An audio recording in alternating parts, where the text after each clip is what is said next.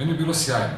Dakle, ja sam u samoj najavi svog učešća na ovom događaju već najavio da sam outsider. Ono što sam ovde osetio boravkom na ovom meetupu zapravo jeste jedna sjajna energija. I obično ljudi kažu mladih ljudi, ovde je bilo i mladih i starijih ljudi, jedno fantastično dobro razumevanje iz ljudi koji evidentno dolaze iz različitih industrija, ako mogu tako da kažem.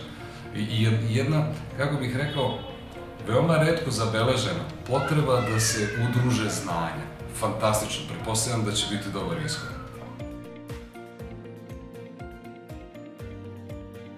Ja bih voleo da Beogradska berza bude deo bilo kakve inicijative koja se tiče tržišta.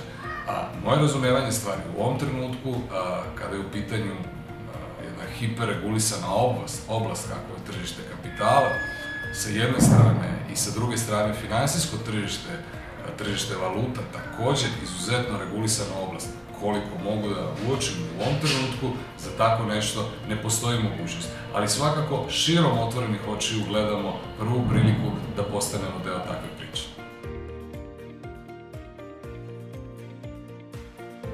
Pratite moderne tehnologije i pokušajte da završite na talasima na kojima evidentno naše društvo, dakle ljudi u našoj zemlji, već uveliko barataju. Mislim da se kriju brojne prednosti u konkurentskoj utakmici koja je evidentno pred nama.